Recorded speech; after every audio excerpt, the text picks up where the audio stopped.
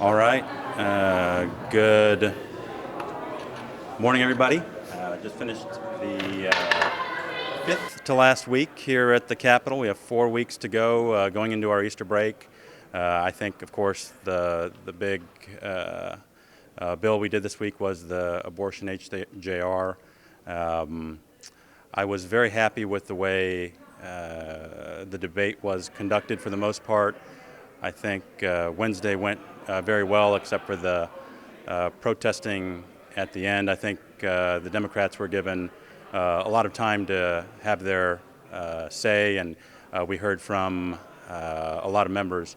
I do want to say I listened to all of the debate on Tuesday and was able to hear the stories of a lot of the members out there. I listened to every part of it online.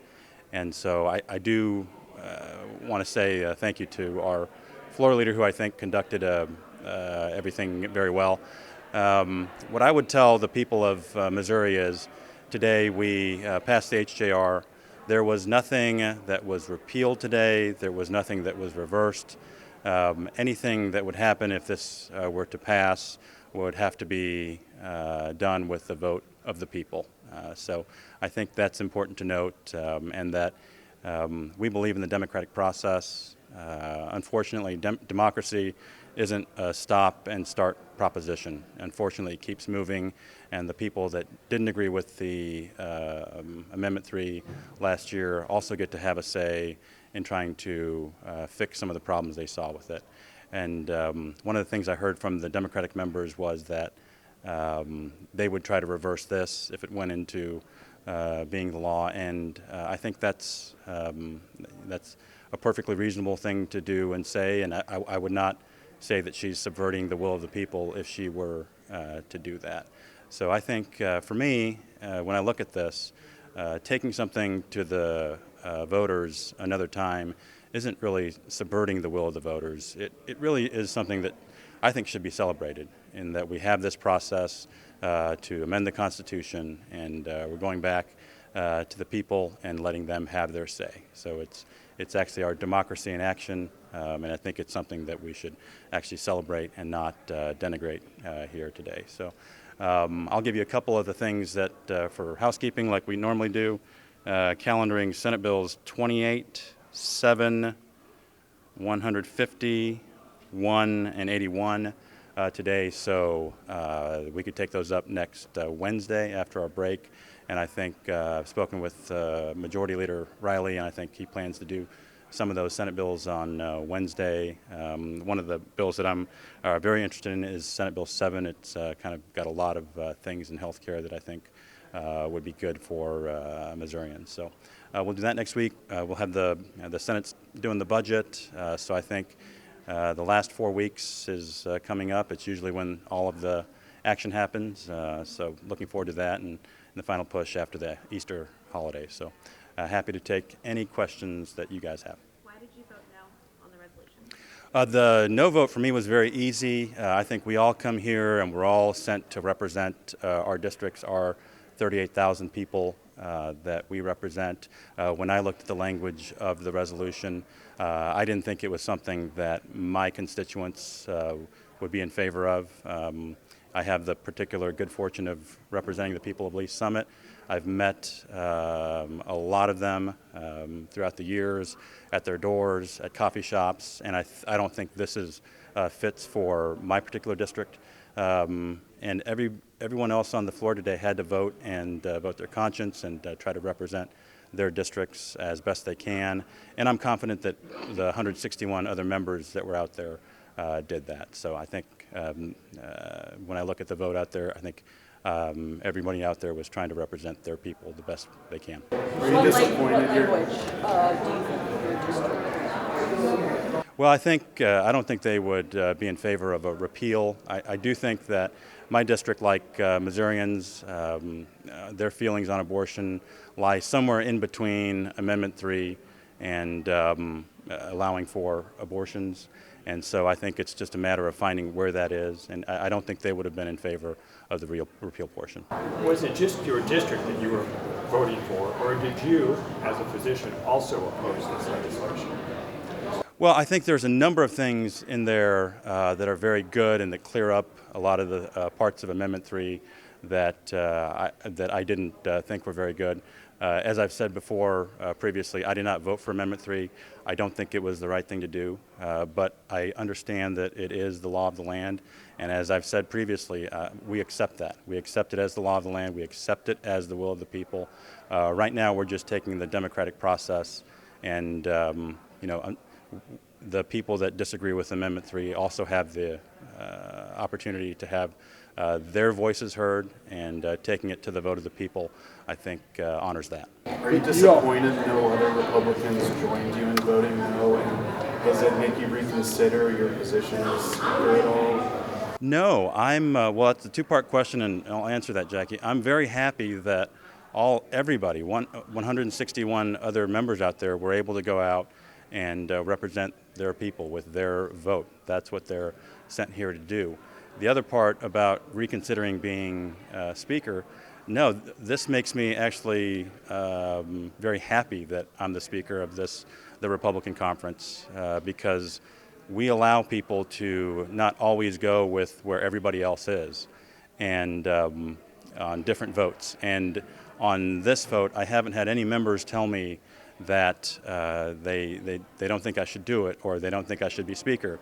It's very much, I've had members tell me, Mr. Speaker, thank you. Thank you, even though you don't believe in this, that we're allowed to have a voice and that we respect your opinion. And so this is a week that I've really felt that I've been supported by the Republican Conference as I make my decision and they make theirs. So you said that this is not opposed to the will of the people, but the House passed Proposition A, repeal on sick leave, without sending that back to a vote.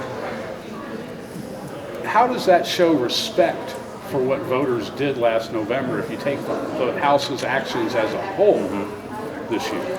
Well, I believe in Missourians. I believe that they're smart. I think we've been accused of accusing Missourians of not knowing what they're voting for. As I've said previously, the Missourians that I know are smart. They know what they're doing. I think they voted for Amendment 3. They voted for Proposition A. But they did so knowing that, again, democracy doesn't stop. They know that any constitutional amendment that's passed, it can be challenged again by another vote of the people. Now, with regard to the proposition, that's a statutory change. And again, I think Missourians know when you pass a statute, even the very next year, that can be changed. A lot of times the things that we do in here, we'll pass a law, and then the very next session, the very next year, we'll change some of those things within that law. So again, I give credit to Missourians. I think they know when they vote on these things they can be changed. And in terms of the proposition, they knew that it could be changed as a statute. And I think we're working on that. I think what we're doing is compromising with the people. I think what you'll see is the minimum wage staying in place. I think we all agree that's a reasonable thing to do. And then trying to find some compromises on the sick leave so that businesses aren't hurt by it. And again, which would lead to their employees being hurt. If this was really respecting the will of the voters, how come the ballot language doesn't mention abortion at all? Well, it does. I think it does mention abortion. I don't think the ballot language that you all are putting out mentions abortion. It says abortions in the cases with the exceptions. It doesn't say it's repealing. It doesn't say that. You're right. When the voters go, if this passes and it goes on the ballot, I'm very confident that when the people go to vote, with all of the millions of dollars worth of ads, when they go to read the language of the HJR, I think they'll be confident in knowing what they're voting on. I'm not worried at all, again, that Missourians won't know what they're voting on. The Missourians I meet in Lee Summit and all around the state, they're pretty smart. Has the party itself become more moderate on the question? Because, for instance, this was very reminiscent more of the, safe, legal, rare era of argument and not just complete and total banning of it. So is that a shift that you think is going to stick with the party, or might this be one foot in the door? I think that is the best question of the entire session from the press, because what you saw here today was Republicans respecting the vote that the Missourians undertook, and they have said, we know that a total ban doesn't work, and that as we go forward, we have to acknowledge that in some cases that it is going to be allowed.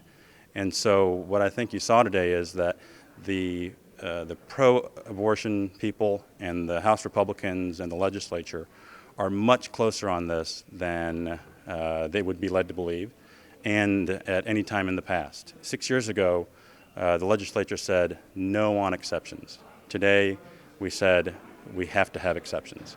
And so looking back on that, I think what that shows is that Republicans have heard the voices of the people, and they said, we want exceptions. I think if you go out there, 80% of people would say that we have to have exceptions for rape and incest. And many people in here who, for the longest time, and still probably believe that that shouldn't be the case, put their vote out and said, we are going to allow it. So I think the differences are much smaller now. I think the abortion debate in Missouri is going to happen within the 40-yard lines, and I think that's something that hasn't been pointed out. So I think that was probably the best point that anybody's made on this. If you could write this and enact it without the body, what would it look like? What would John Patterson's version of this look like? You know, I think it's very dangerous when you let John Patterson write laws, but I'll give you something that I think would be a good working framework. If we took House Bill 126, the heartbeat bill, and married it to this one, I think that would be a good framework. All right, I'll take another question over here.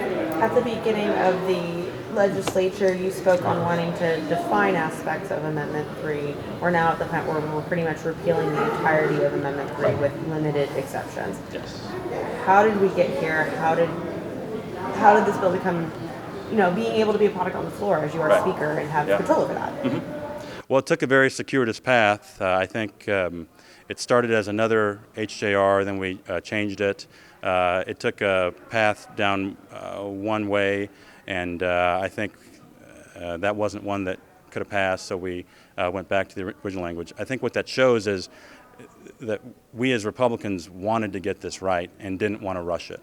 And it took a number of iterations to end up here. There was one from Representative Stinnett that I could have supported, but that ended up not being the one that we brought because I think this one had the broadest consensus within the Republican conference. So you're right, it took a long time to get here, and I think that just reflects that we wanted to get it right, and that the discussion really wasn't an easy one, even within the Republican conference. Does the Multiple iterations, I think this was the 5th version that had gone from beginning. Does that show that there's not a clear consensus, and do you have any confidence that there's not going to be fractions when it goes over to the Senate? I think there is consensus. I think it just means that it took a while to get there, and I think we really wanted to get it right, to get it to the Senate, to have it pass, and so I think that's why it took as long as it did.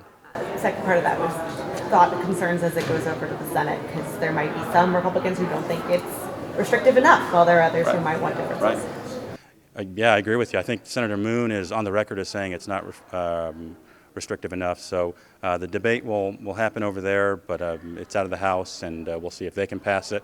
And then if it goes to the voters, I'm very comfortable with letting the voters have their say and letting the voters speak on this matter again.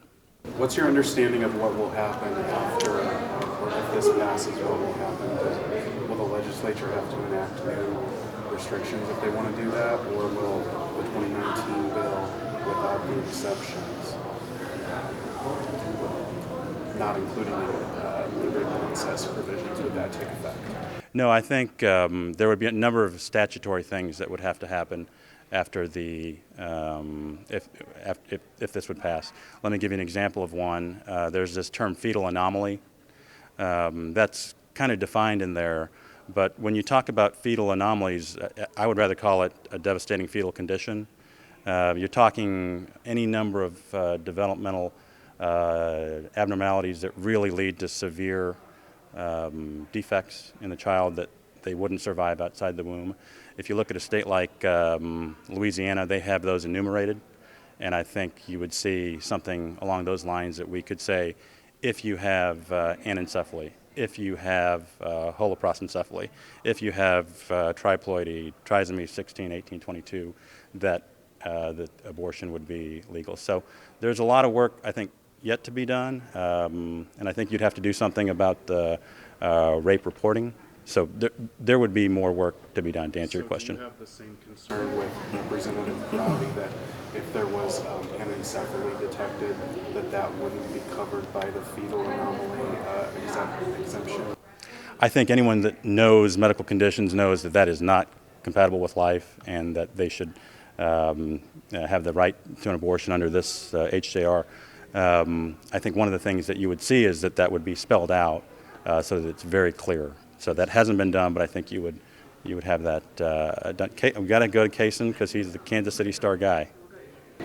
I missed the start of this, so I just want to ask. I don't know if this has been asked yet. In terms of, like, this marks another time that you, as a member of leadership, have voted against an issue that's been stated as a priority of your caucus. And it's usually been some of the more controversial issues.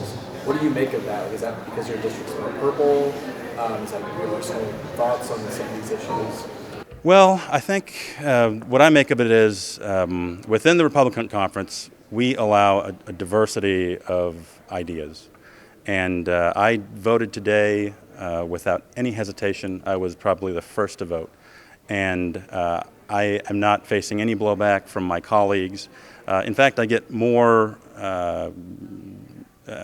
compliments from my colleagues about, hey, I really appreciate you voting the way you do, but you let us vote on it because that was the consensus of the Republican conference. So haven't had any problems with it, and in fact, I think it in some ways brings us closer together because they know I have my principles, and I'm going to vote the way I think is good for my citizens, but I'm going to let them vote what they think is the best thing for their citizens. I wanted to ask you one non-abortion question. House Bill 594, which was the capital gains tax repeal, passed the House, it passed the Senate with some amendments, and then it's been sitting in the House for a couple of weeks. Is there a problem with this? Well, I wouldn't necessarily call it a problem. It went over there as one bill and came back with many different provisions and other things on there. So we want to make sure we're able to look at all of those, and that just takes time. So is this something you want to go to conference on? It may be, maybe. I think there were maybe 10 or 12 other bills added to it, so we're taking a look at it. Okay, one last question. A couple of other bills that have been just kind of sitting here.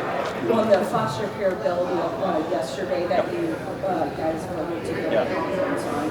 Can you talk about what problems you see in some of the Senate amendments? And then the other bill that's been sitting there is the one that would have like age verification for porn sites.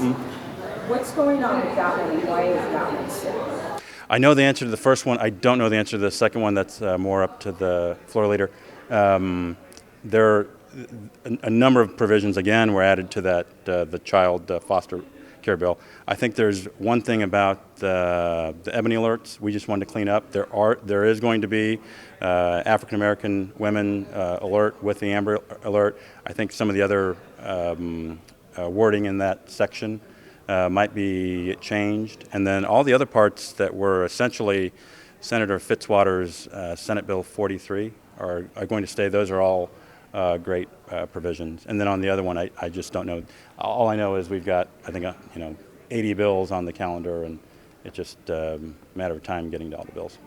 But as we end, I just want to say again, I get that people out in Missouri are looking at this and saying, why are they addressing this problem again? The things I take away from today are nothing was repealed, nothing was changed. If that were to happen, that would again have to be approved by the voters, which I think is actually something that ought to be celebrated. And then again, your point, Republicans who for the longest time have not been for exceptions, I think have said we hear the voters, we hear our constituents, and we're ready to say that there should be some exceptions and given some time limits. One of the things I don't think was really discussed by anyone in all the committee or the debate I heard was the timeline. And I think this would be worth the story. One, if you are the victim of rape, and on average, you find out if you're pregnant about 3.5, 4 weeks. We do know that people that are younger, people that are of lower socioeconomic status, people that are Black, Hispanic, oftentimes find out later on. So if that's 7 weeks, if you find out you're pregnant at 7 weeks and you've been raped, you would have to, number one, deal with that trauma, which I can't imagine anybody going through, and I won't even try. At that point, you would have to make a decision whether you want to proceed with the pregnancy or have an abortion. You would have to call a doctor's office. And I don't know about you, but when I call a doctor's office, it's not getting in within 4 weeks. You would have to make an appointment. At some point, I think you would have to provide a police report. And then you would have to take off work and get it done.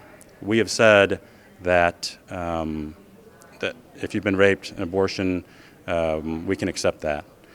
I think a debate that we should have, and I hope happens in the Senate, is 12 weeks long enough? And that's one of the things that I would probably change about it.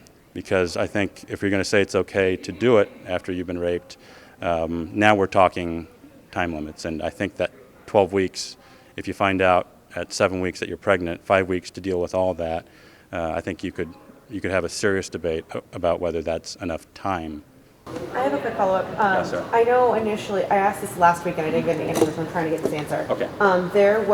Is there still, if there's a minor seeking an abortion, do they have to get parental consent for that? Yes. Okay, so is there an instance where if someone is a victim of incest, then said parent would have to sign off on their abortion? And I guess kind of comments on that situation, because that can be really fraught. Well, I think what would happen is that you would have to get a guardian and go through that process. But again, that takes time. And is 12 weeks enough? I think that's a debate that I think you'll see, I hope you'll see going forward. Okay? Hey, happy Easter. Thank you all.